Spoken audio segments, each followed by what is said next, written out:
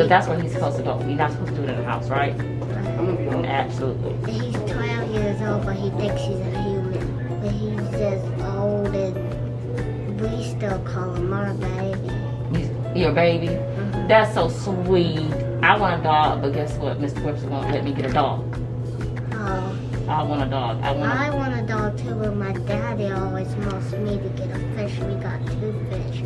Oh. And they're kind of boring to me because all I do is just swim. Oh, what did you name him? Princess Unicorn Henry. Oh, I used to have a fish, and his name was Nemo. Did you watch the movie Nemo? Mm-hmm. I think I had one named Nemo.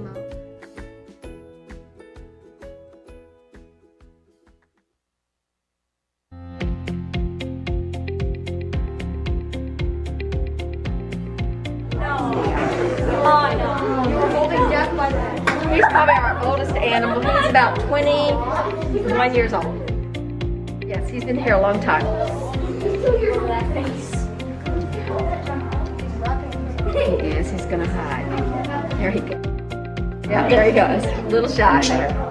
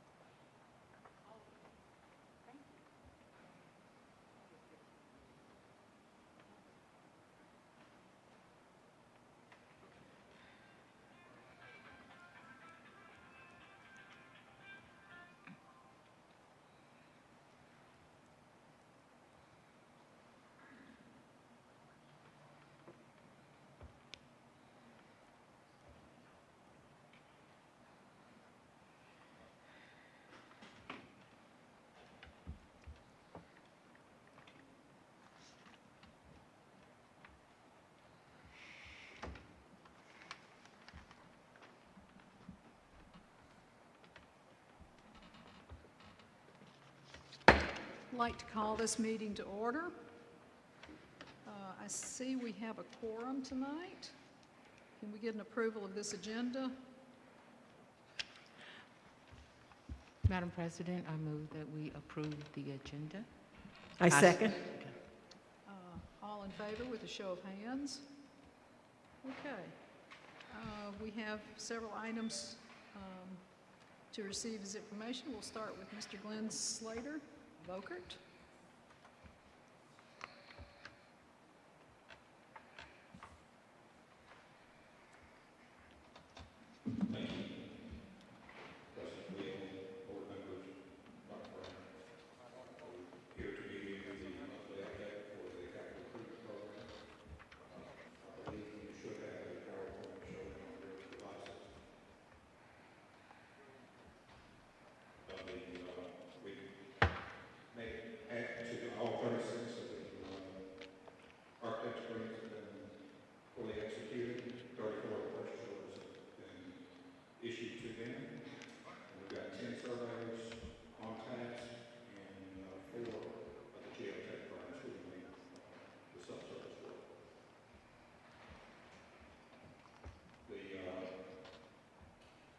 Could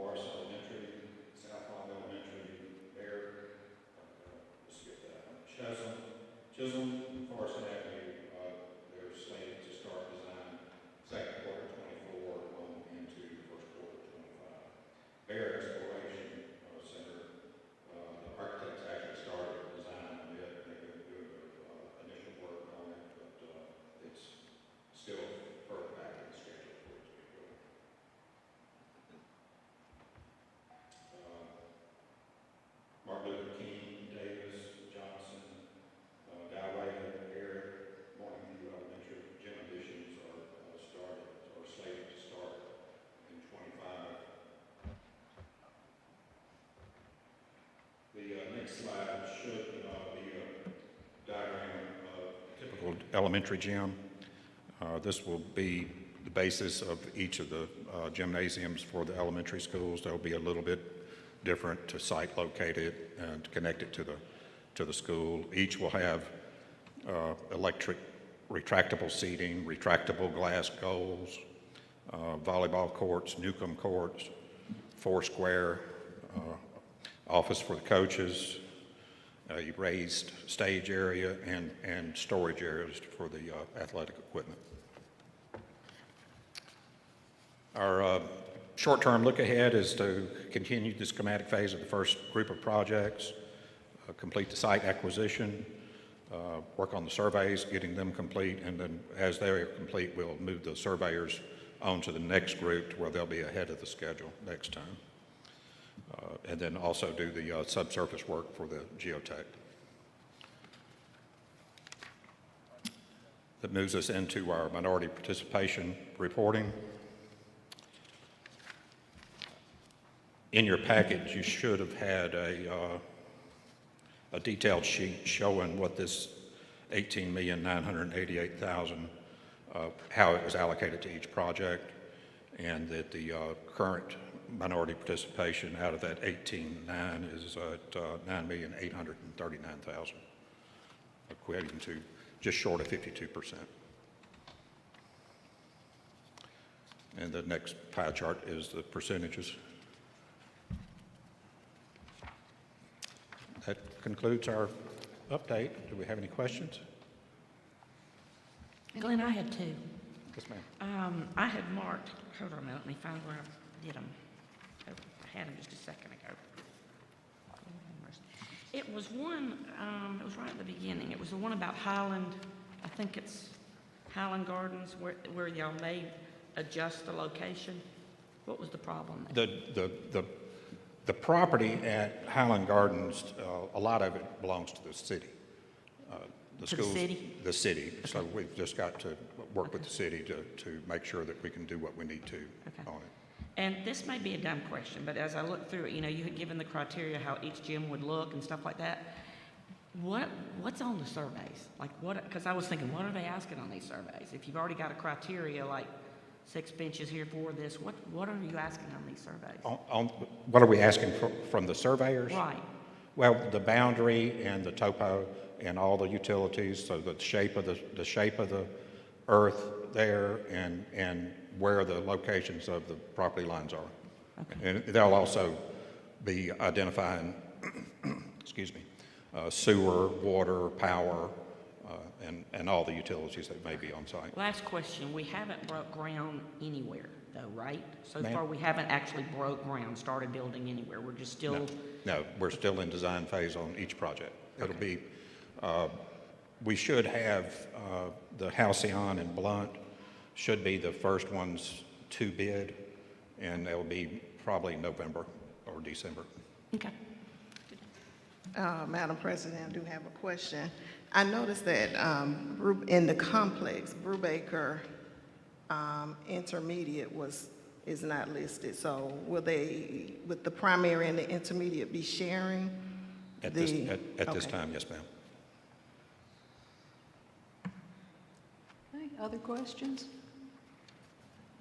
Thank you. Mr. Watts, we have some financial information coming forth.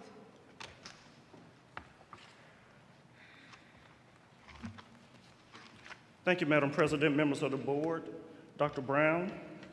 You should have before you the financial statement as of May of 2022. Of course, May represents the 8th month of the fiscal year, which means we're about 66.67% of fiscal year 2022. So we see that the year is flying by, and before long, we will be in fiscal year 2023. Of course, school year 2022-23 we began in August. Within the financial statement, you should have the explanation of financial data, which is just a general overview of the chief school's financial officers' details of our various financial position, snapshot analysis pretty much gives us a quick analysis of our revenues, expenditures, local taxes, monthly budget percentages. Of course, again, we are in the 8th month of the fiscal year, which is about 66.67% of the year. A monthly and annual comparative statement of revenues and expenditures pretty much compares our monthly and annual revenues and expenditures against the prior year. Statement of cash flow pretty much records our cash inflows and cash outflows as of May 31st, 2022. Then a pie chart of those cash inflows and outflows. Then combined financial statements, which are basically our balance sheet and income statement. And of course, a definition of accounting terms, which kind of assists the board. Madam President, if you would turn to tab 2, and I'll just briefly discuss some information on the snapshot analysis. We see that we currently have a general fund balance of about $87 million. Our revenues as a percent of budget is about 68%. Expenditures as a percent of budget is about 63%.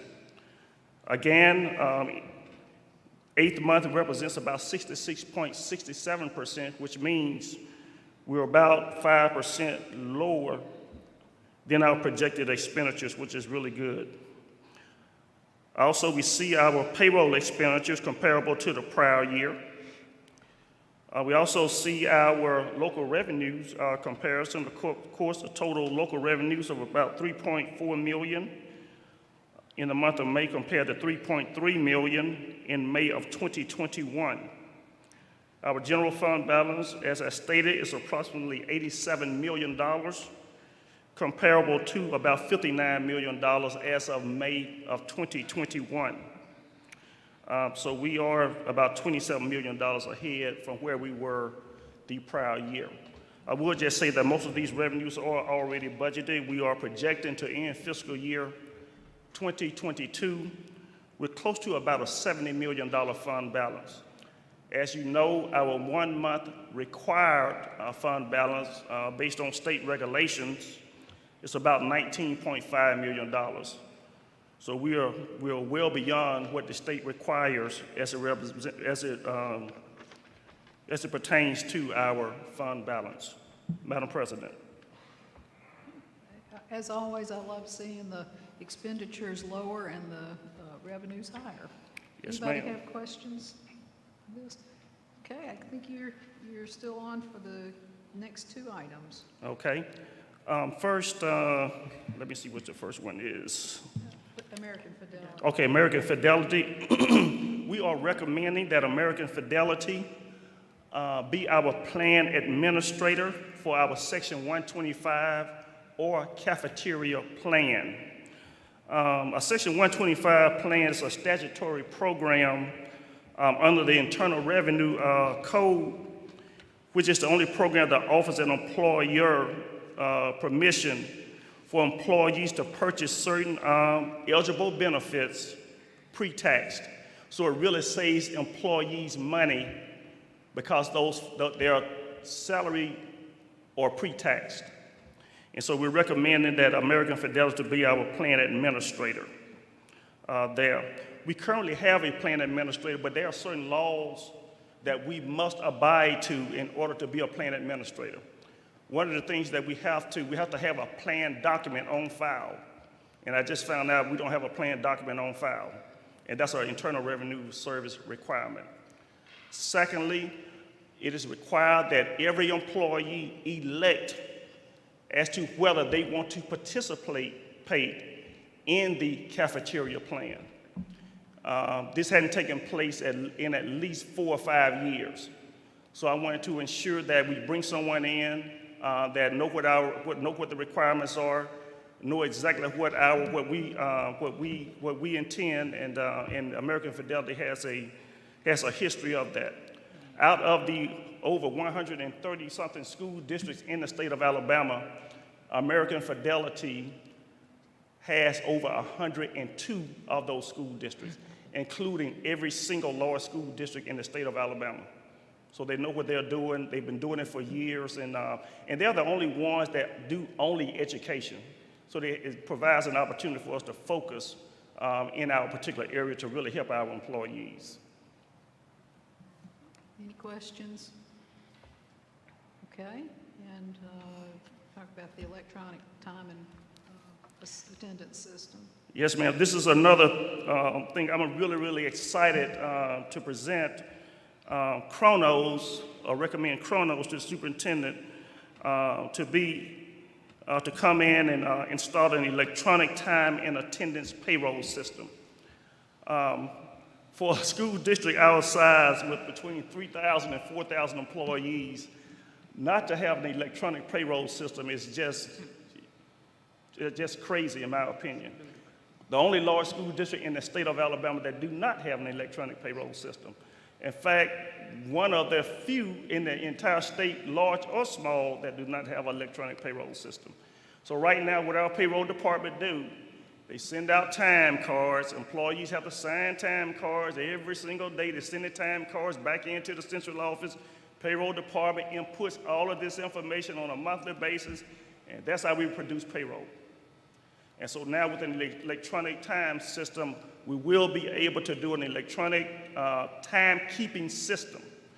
And I'm estimating that this is going to help us save hundreds of thousands of dollars in accurately keeping time and over the next several years.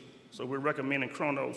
Chronos is already in several large districts in the state of Alabama also. They're in the Auburn City schools, they are in Baldwin County schools, they're in Huntsville City schools, they're in Jefferson County schools, they're in Mobile County schools, Madison City schools. So they've been around a long time, have been in the education arena for years. And the thing I like about their system, we work with human resources with them also, is that usually when there are payroll updates, they're quick to go ahead and get those updates in, and it's a system that probably will be around for the next, I don't know how many decades. In fact, they've been around in education in the state of Alabama over the last 2 to 3 decades. So we're very excited to recommend them also. I was going to say, we have it where I work and love it. It will save us a lot of money because it tracks, like if you want PTO, it tracks your days, it tracks your, if you want to go back and see or get a check that you had 2 years ago, you don't have to call the central office anymore and say, hey, I need this check. That's very efficient. Yes. Any other questions, comments? Thank you, Mr. Watts. Thank you. At this time, we are going to adjourn this meeting and call to order our regular board meeting. And we still have a quorum here. And can we get an approval of this agenda, please? Madam Chair, I move that we accept the agenda. I second it. All in favor with a show of hands? Okay. As you know, I like to say a few good things before we get started on our board meeting.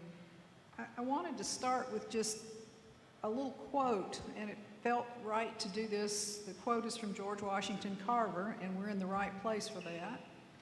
The quote is, "Education is the key that unlocks the golden door to freedom." Something to think about. I'd like to start out with our good news tonight, congratulating one of our principals who has received statewide recognition. Highland Avenue Elementary Principal Heather Grayson has received the Chiquita Marbury Technology Innovation Award. The Alabama State Department of Education only gives this award to one administrator each year, and that, I think, deserves a round of applause.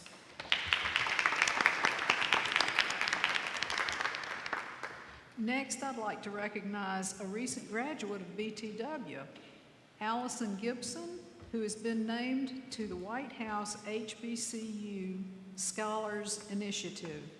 He is one of 86 HBCU students in the nation to be named to that initiative.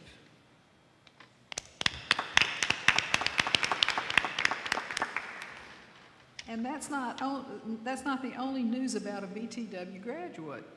You've probably heard that the World Games are underway in Birmingham. The stage designer for the opening and closing ceremonies of the World Games is Lindell T. McDonald, who began learning all about technical production for live performances when he was a student at VTW.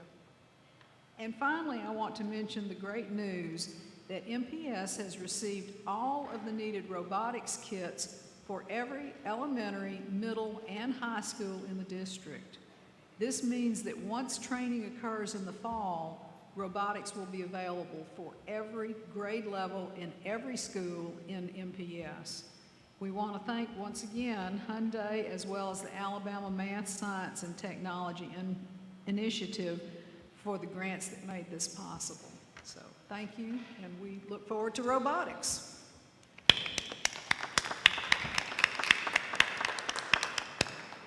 And now I turn the microphone over to Jay Jones. Thank you, Madam President. Good evening, Madam President. Dr. Brown, welcome. Board members. Tonight we have a very special presentation from our partners at Ed Farm. We have Ms. Beth Sanders and Ms. Brittany Wade. So I will turn the microphone over to them tonight. Good evening, everyone. Beth Sanders. I'm the VP of Learning at Ed Farm. As most of you know, Dr. Brown, very nice to informally meet you in this way. President Wheel and all other board members, thank you again for your continued support and inspiration. I get so excited every time I get to be in the room with Montgomery Public Schools, and then we get to go brag about all the cool stuff you all are doing. Like Brittany and I are like taking notes to make sure we know what awards you just said so that we have them, so that we can share them. We for those of you that don't know, and I'll try to keep it short and sweet, we are a local nonprofit based out of Birmingham, Alabama that expanded to Montgomery last summer officially, and we provide coding and creativity, professional learning, student learning. We do this through code clubs, through summer camps. We do this through a very intensive and innovative fellowship for teachers and students. We have served hundreds of teachers this school year, hundreds of students in our Student Fellows program, over 150 students in 7 camps throughout this summer alone, and are partnering with local HBCUs to provide employment to college students to facilitate those camps. And for those of you that don't know, we work very closely with Mr. Bernard Mitchell as well as Miss Rebecca Hoyt and Miss Sonia Floyd. And Bernard and I were talking, and we kind of had an opportunity for Ed Farm to get to do something fun to recognize your valedictorians and send them off. Whether we are college and career ready believers, so we fully support if these valedictorians are going off to 4-year or 2-year or certification, or if you want the number to a guy called Tim Cook, the CEO of Apple, because you have a really cool idea for a startup, Ed Farm is also going to be the contact there. So Brittany is going to display what we have as far as giveaway for your valedictorians. Oh.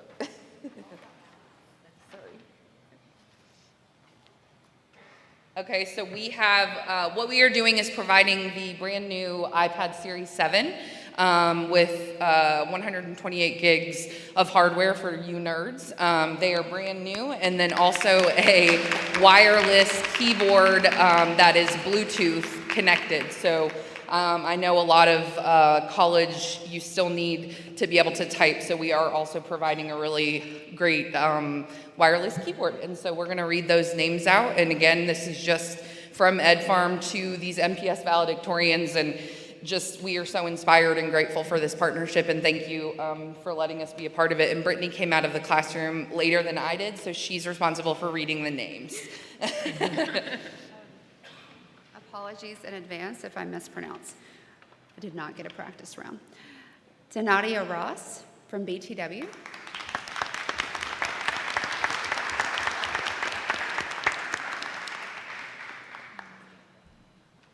Congratulations.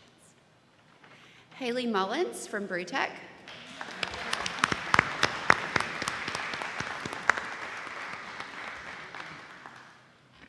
Miles Hall from Carver.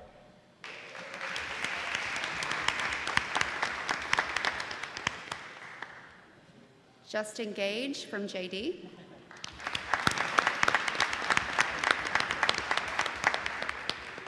Alexandria Clayton from Lanier.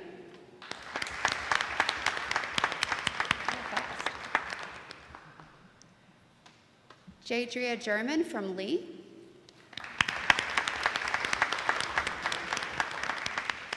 Jessica Lee from Lamp or Loveless.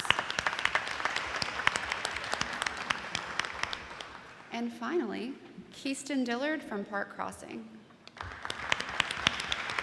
Congratulations, guys. Your hard work is definitely the first step of many, I'm sure. But we are so proud of you, and we are so glad we could gift you with this.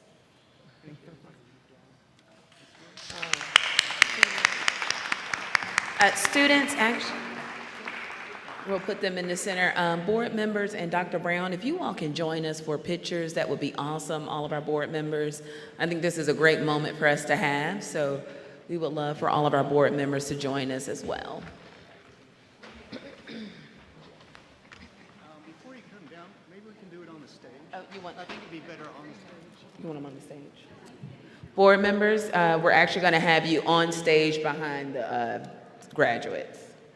You sure? I'm not gonna be, I mean, it's gonna be hard to get everybody. Okay. It's actually,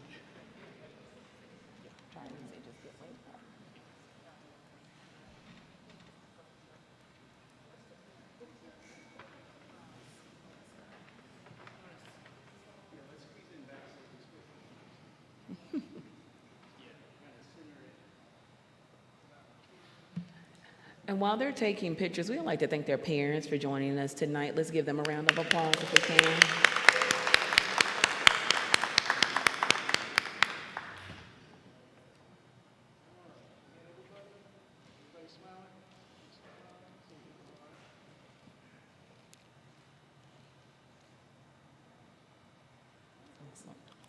Thank you.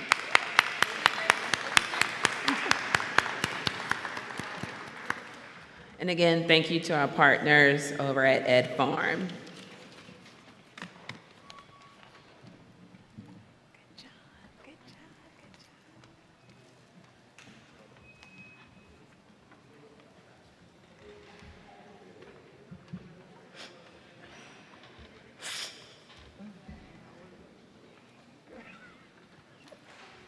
These chairs are dancing.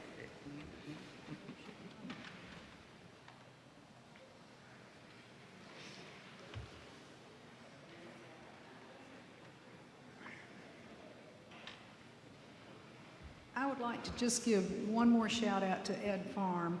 They have been the best, the very best partner in this venture. Thank you.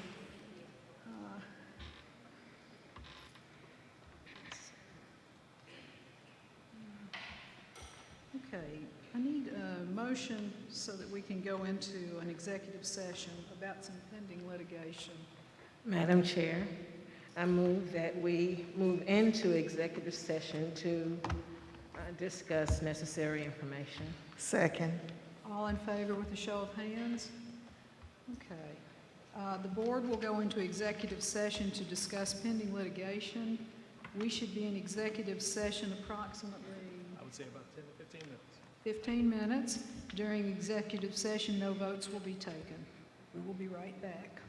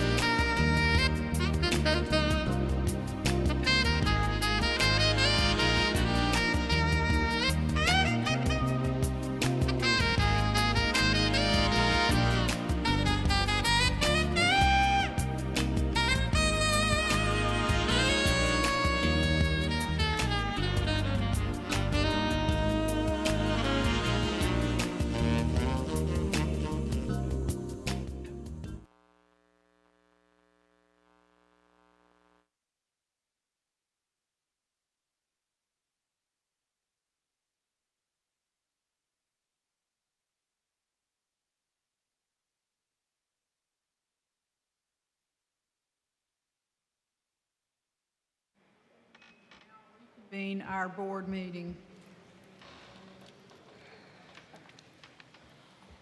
And we have no citizens' comments tonight. Dr. Brown. Yes, we get to look at our consent agenda. I'd like to recommend that the board approve the consent agenda for tonight's agenda. Okay. Madam Chair, I move to support the recommendation of the superintendent to approve the consent agenda items A, B, C, and D. I second. Any discussion? All in favor with a show of hands? And that's unanimous. Dr. Brown? I recommend that the board approve the personnel report certified personnel. Okay, is there a motion? Madam President, I move that we accept the superintendent's recommendation for personnel report certified. I second. Okay, any discussion? All in favor with a show of hands? And that's unanimous. Dr. Brown? Recommend that the board approve the personnel reports classified personnel. Motion? Madam President, I move that we accept the superintendent's recommendation for B, personnel report, classified personnel. I second. Any discussion? All in favor with a show of hands? It's unanimous. Dr. Brown? Finally, I recommend the board approve the resolution legal document 220708. Madam President, I move that we accept the superintendent's recommendation to approve approval of resolution legal document 220708. I second. Any discussion? All in favor with a show of hands? And that is unanimous. Our next meeting is August the 9th here at Carver. And with that,